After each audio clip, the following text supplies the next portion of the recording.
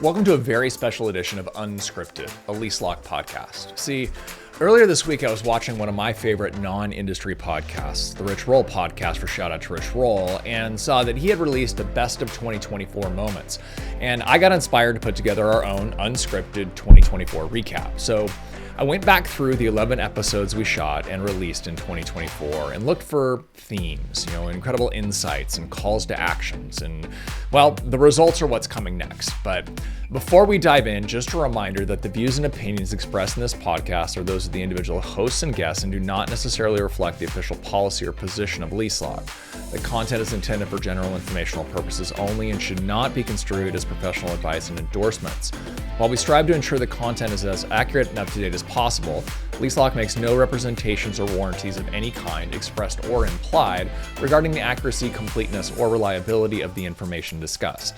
The content is provided as is, and LeaseLock assumes no responsibility for any errors or omissions.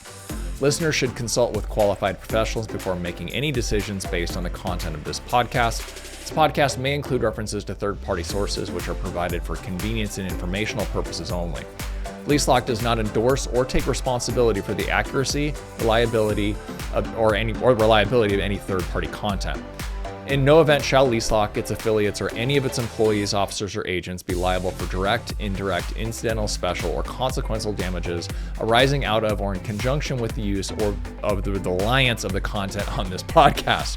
Now, with the highly scripted disclaimer out of the way, it's time to get unscripted. So, as I was looking through the 11 episodes, I did feel it most appropriate to start at the very beginning. See, in episode 1, I was joined by our CEO and fearless leader, Janine Jovanovich. And in this short but sweet episode, Janine really captured what I believe ended up being the very essence of season 1 of Unscripted. The opportunity that this industry presents to provide more than just housing, but homes for Americans. I was fortunate enough to lease apartments and learn from some incredible property managers and work my way up to assistant manager. And, this is kind of all in and out of going to college. And, I just developed a lot of passion really early on. And I think the thing that floated my boat the most was connecting with the renters, right? Because they're coming in and they're looking for a home, and you want to be really you genuinely want to help them find a home. Yeah. And when you do, and then they're happy, and then they come back to the leasing office a few months later, and I became friends with some of the residents that lived at the properties. For sure. I think I enjoy doing things where I know I'm touching renters' lives. Well, and that's what I hope we touch on this first season. That sentiment and shared history of growing up in the business was a theme unto itself throughout season 1, whether it was Janine, myself, Trina Williams from Willow Bridge, or Brandy Daniel from BH, or Whitney Kidd from Price, all of which you'll hear from a little bit later. The idea that serving in the multifamily industry was a lifelong passion and endeavor was a constant refrain throughout season 1.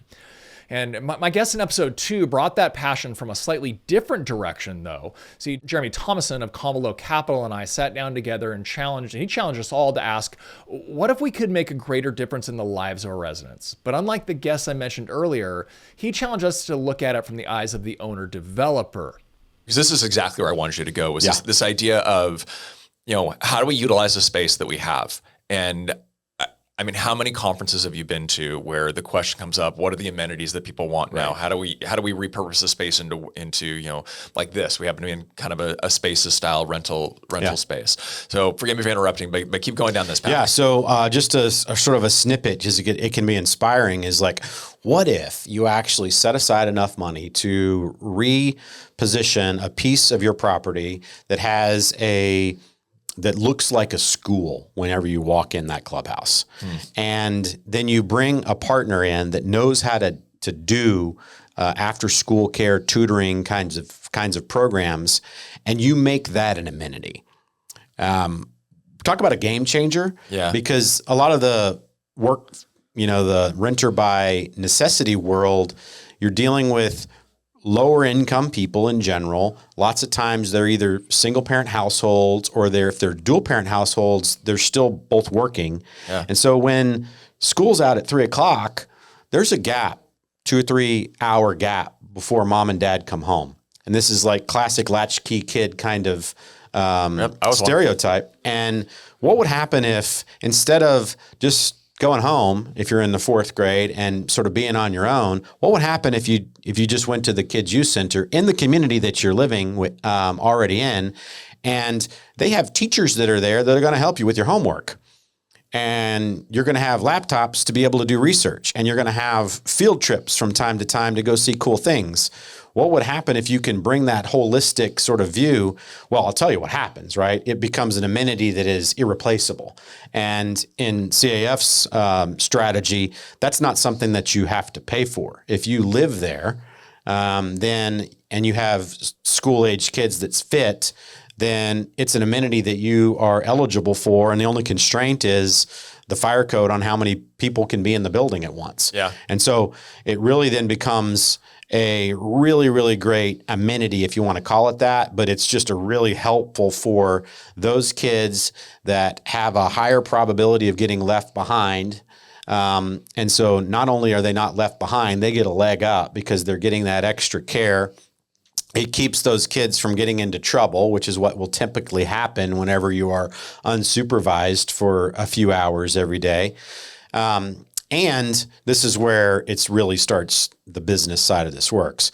The statistics on renewal rates. I was just about to ask us to go to metrics on that. It's off the charts. I mean, you're never going to have over many years 100% renewal rate because life happens. Yeah. But the first year of deployment, this is 4 or 5 years ago, we had 100% renewal rate with anybody who was in the program.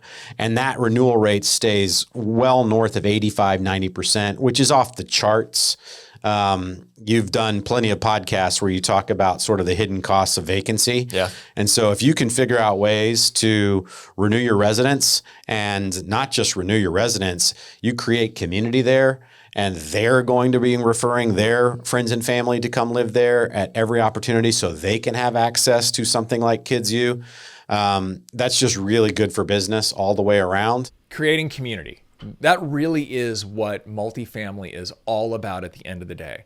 Creating and maintaining an environment that is beneficial to all stakeholders, owners, operators, and just as importantly, residents of multifamily housing. See, the ability to ideate and implement programs that benefit all three constituents was a topic that Jennifer Staciokas, president of Western Wealth Communities, and I had the chance to discuss. Western Wealth is known for their people-first culture, and Jennifer shared with us the importance and impact of systemically giving back to the community, from backpacks for back-to-school drives to cereal drives to the one we share next, Rent-Free Christmas.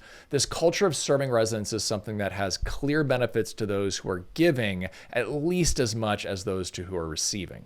It honestly means just as much to the employees as it does to the residents. So many times when you give back, it sometimes feels better to be the person that's actually giving than the person that's receiving. And that's become part of our culture. The other event that we do that's our signature event is Rent-Free Christmas. This one I love. And it's my favorite one of the year. The We've Got Your Back is truly amazing, but Rent-Free Christmas is life-changing to some people. So every December, I guess technically every November, we do the events because we're giving one family or one resident at each of our communities free rent for the month of December. And so we'll bring them into the office. We do a whole presentation, give them the big check to tell them that they have 1 month's free rent. And then we also circulate all of the stories. So each story from each property gets circulated, and we allow our team members to vote on which families they think deserve to get the full Christmas experience. And we offer anywhere from, 8 to 15 families or residents that full Christmas experience. And what that means is if they need a Christmas tree, we'll buy that. We'll get them ornaments. If they need food for Christmas, we will do that. The most popular thing to do is giving us their wish list for themselves, their family, if it's kids, if it's spouse, whatever. They'll give us the wish list, and then our teams physically go out and shop for them.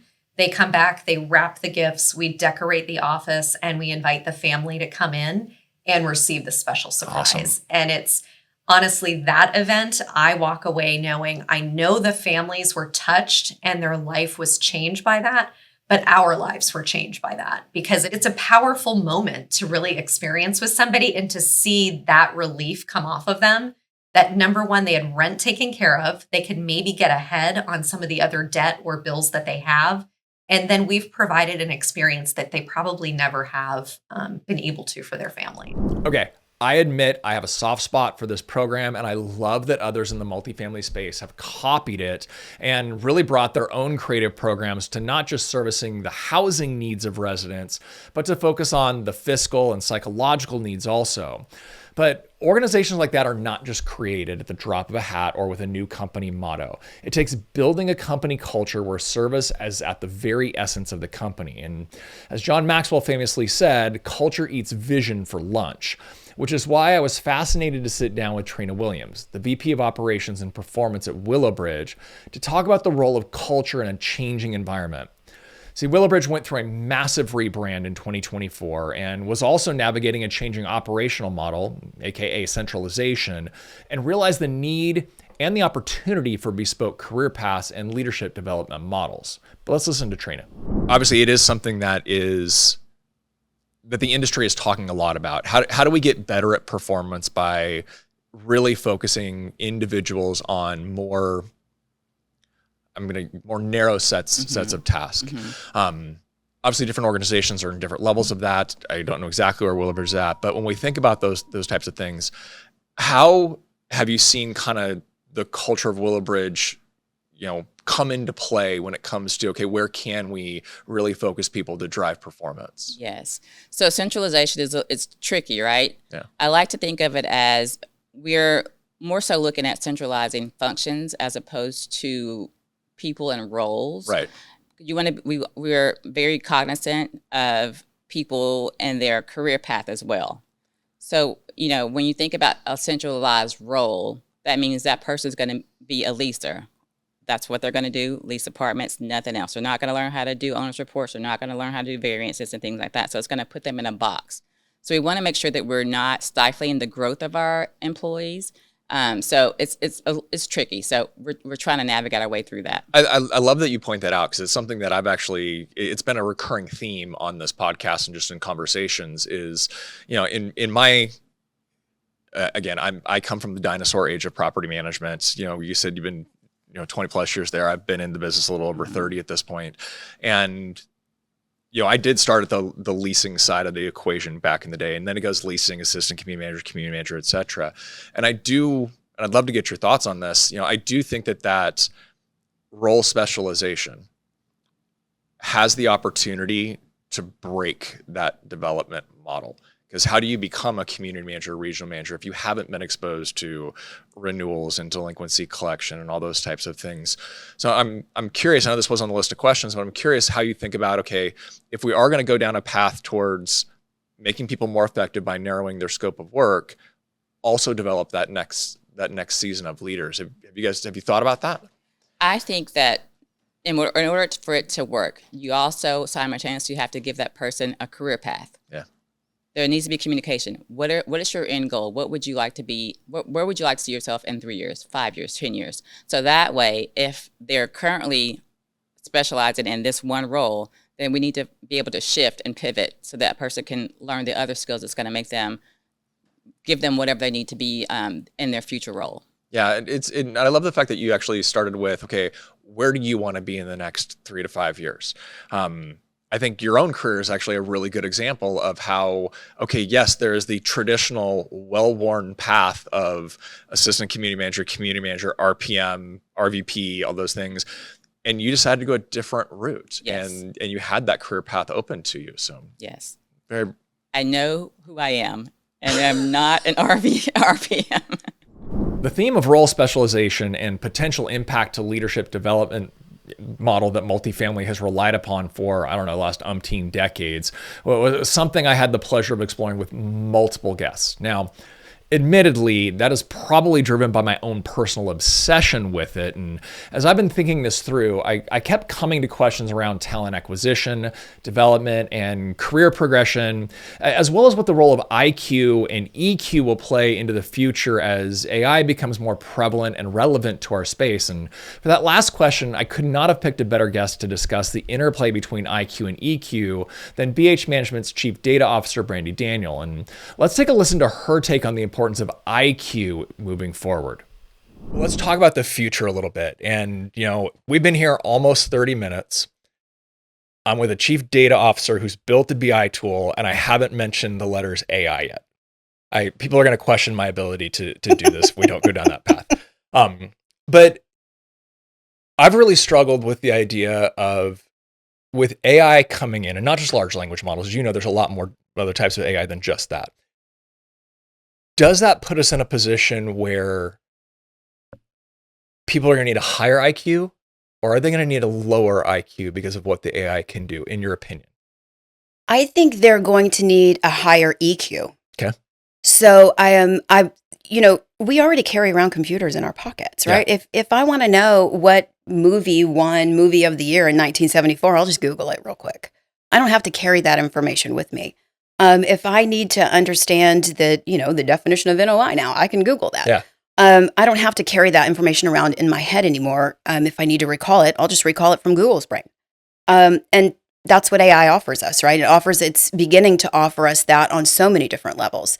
What it's not going to offer us is the ability to listen, the ability to hear, the ability to create new things. It can generate new things. It can derive. Yeah. It can't create new things, right? It doesn't innovate. It doesn't connect with people on a personal level. And it doesn't bring out the best in people by connecting with them on a personal level.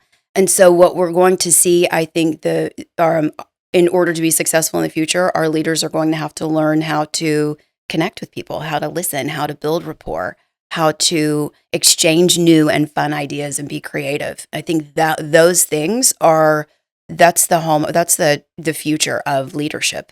AI is going to bring the IQ along with it.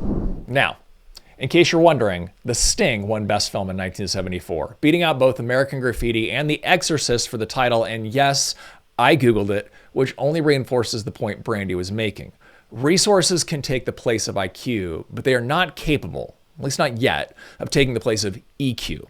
And continuing around the theme of talent acquisition and development I mentioned earlier, I asked Chris Lemma, the CEO of Motivations AI, to record with me when I was at his mastermind conference, Cabo Press, earlier this year. Leading a company that focuses on personality assessments through evaluating the experiences that matter most to you, I thought he would be all about talent acquisition and putting the right person in the right seat. I was actually pleasantly surprised by his focus on talent development versus acquisition and reinforcing the Maxwell quote of culture over vision. External training programs themselves, they're hard because more often than not, the ones that do something external, they just want you to go through their system. Right. And when you're like, no, I want my team to get equipped for our industry or our programs or our whatever. And this guy's like, I just have a 12-step program for this or 20-step program for this. And so that's harder.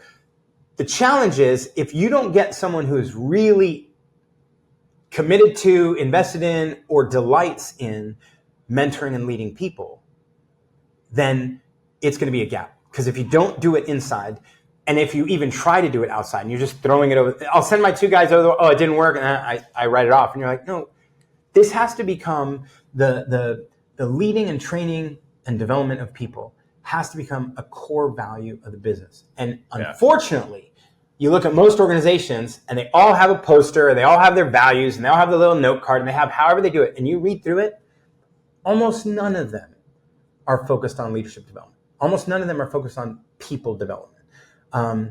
They're talking about their bottom line. They're talking about return to their stakeholders. They're talking about the vision. They're talking about how they're going to change the world. And you're like, all of that requires that your people aren't leaving every 18 months.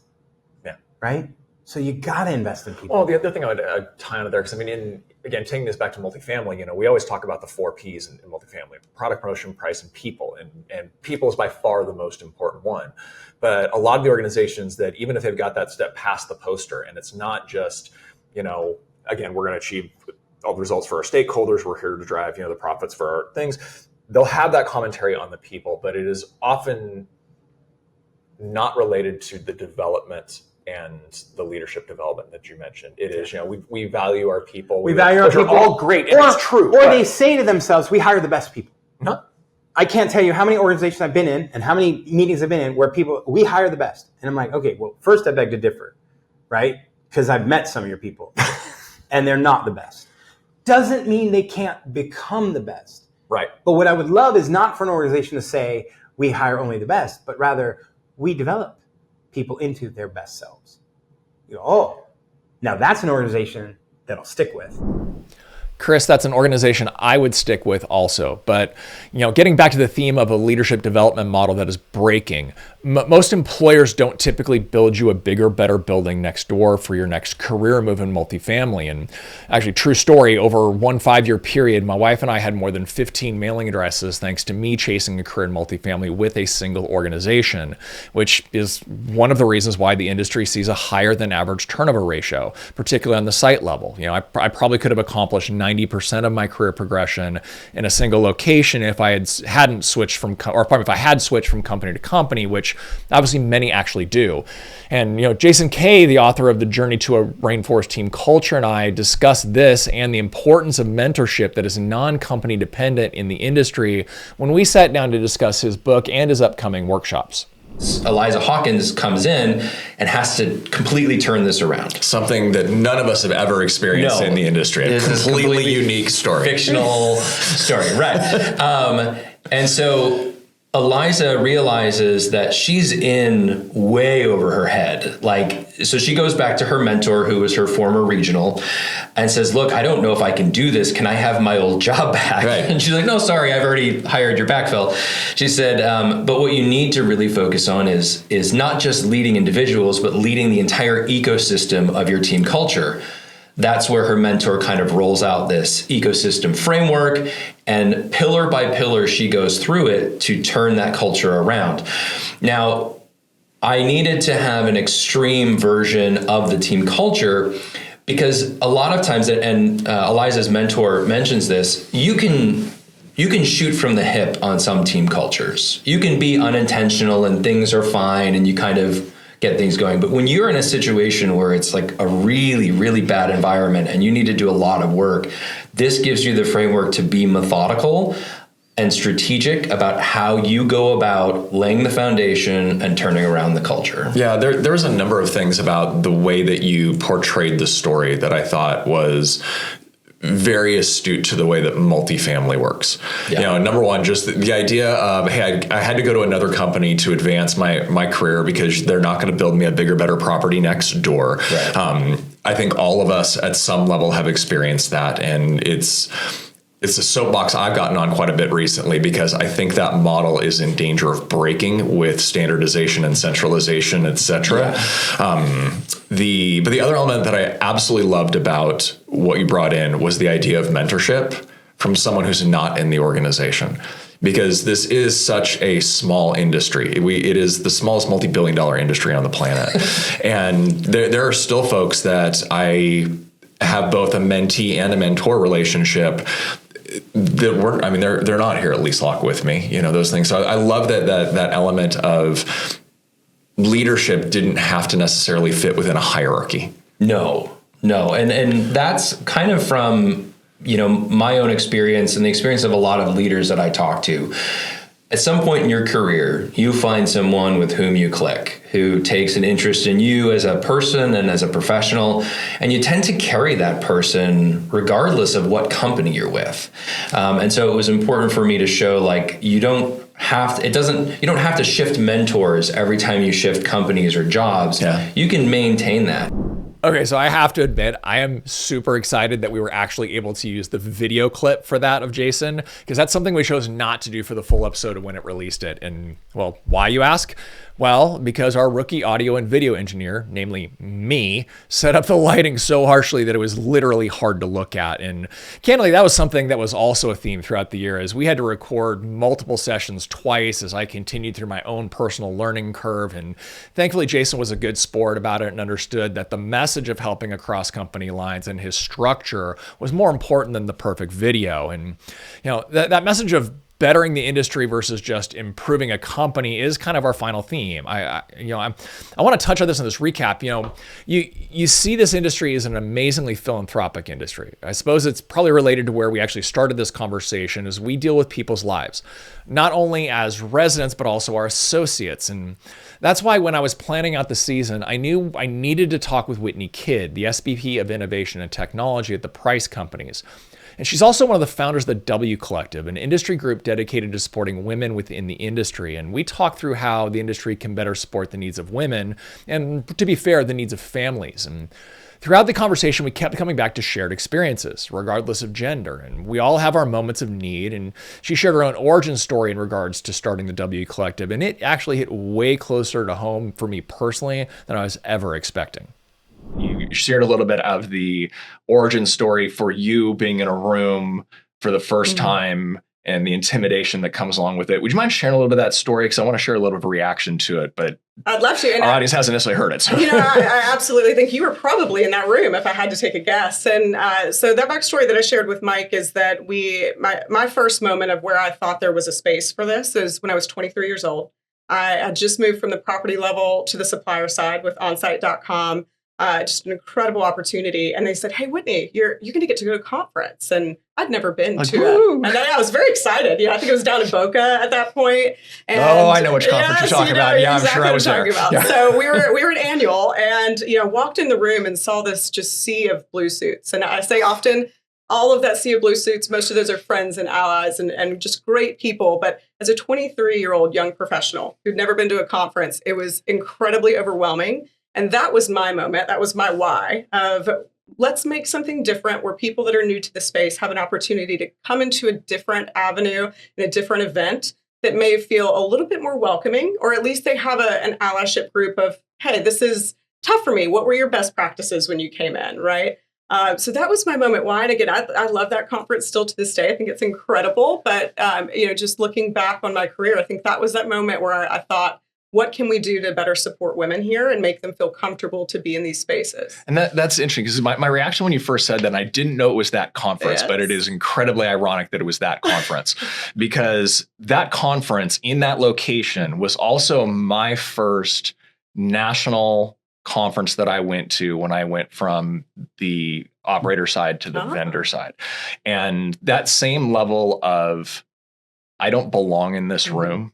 And I've talked about this before with others, but I especially at the beginning of my vendor side career, I had a huge imposter syndrome. Sure. Huge. And it was never more apparent than at that conference because I started in October on the side, and that conference is in January. Yes. And so I was 3 months in, I don't think that I was 2 months in, probably in exactly the same room that you're talking about, feeling exactly the same way. And feeling that, okay, what the heck am I doing here on this one? So wow, incredibly ironic. So funny because I started in October and then went in January as well. So our paths were probably very aligned. The conversations around how the industry can support each other continued in MHC OpTech with probably the most unique of all the episodes this season. So I had the honor of being joined at the table by Mike Wolber, Chief Sales Officer at Apartment List, Devin Wirt, co-founder and CEO of Connexus, and Don Beveridge, principal at 20 for 20, where we dug into thought leadership in multifamily, a uniquely cross-company endeavor. And we ultimately discussed a very relevant topic to the theme of cross-industry associate support. And are conferences still the go-to for networking? And more importantly, are they still the go-to for thought leadership? Well, here's their thoughts. So that's an interesting segue into what we had as kind of our last conversation piece. We're here at 2024 OpTech. It's a conference that is designed to obviously drive innovation and bring out the new things. You were part of the RETTC announcement, working with the paper that you dropped today. My question to the group is, especially when we think about this audience, you just talk about a limited number of windows that are out there. You talked, am I going to reach 5% of my audience? What percentage of the overall multifamily audience is here today? It's actually really small, right? Very small. And you said 60% of them are vendors to begin with, vendor Right. partners. That was your, yeah. So my question is, do you see a world where platforms like LinkedIn take the place of what this used to be? I think that not in the near future, to be candid.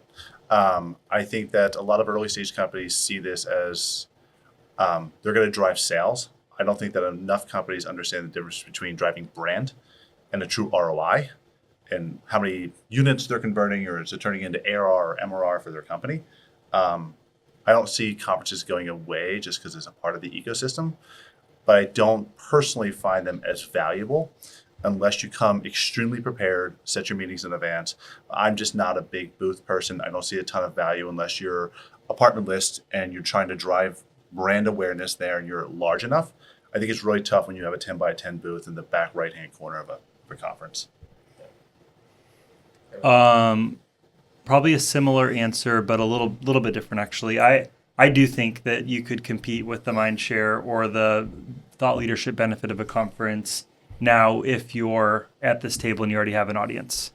I look at the energy it would take me to write a speaking submission to maybe get selected at OpTech, to maybe have 80 to 150 people show up as a very big effort. It's huge. I look at the effort it takes for me to go get a dynamite CMO or VP of Ops, someone I sell to and work with every day, to do a bang-up 45-minute interview to understand their story, their unique perspective on planning for FY25, and how easy it is for me to get 1,000 unique listens in the first week on a podcast.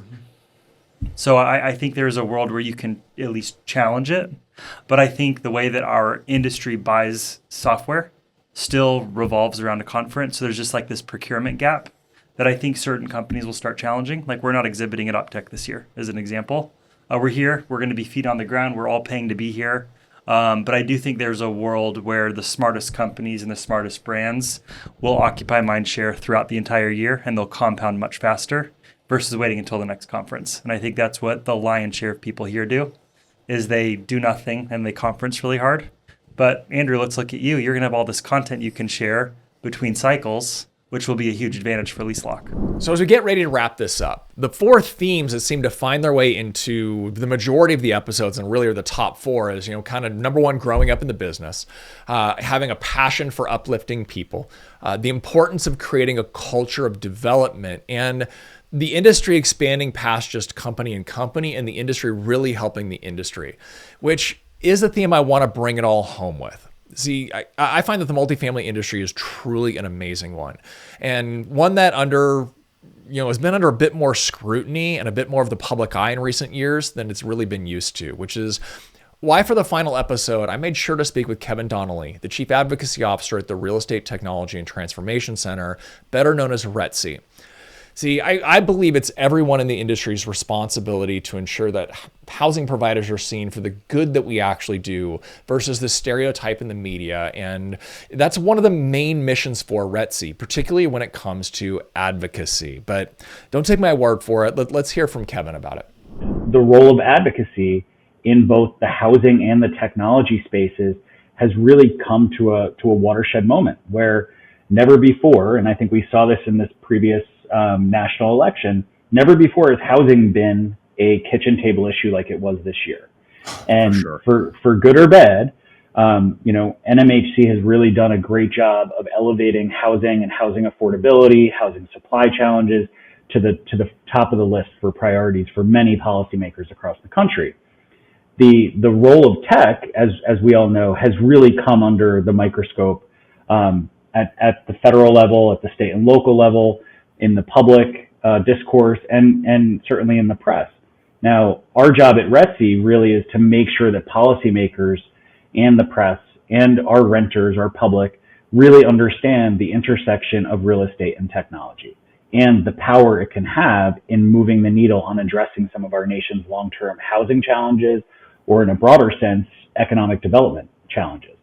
So we're really bullish on the fact that tech is a force for good in real estate. You've heard me say that at OpTech. You're going to hear me say that a million more times.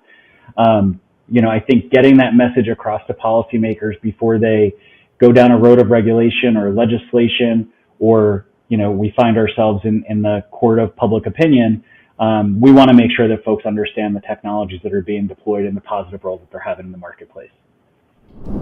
Thanks for joining us for this wrap up of season 1 of Unscripted. And on behalf of the entire LeaseLock crew, we just want to say thank you, and we appreciate you giving us the opportunity to share these conversations. And we really look forward to bringing you many, many more in the seasons to come. And if you've enjoyed any of these conversations, the best way to support the effort is to like the video, subscribe to the channel, and share on the platforms that you're choosing, because we're just getting started and we appreciate you sharing the word. So until next time, make it a great day.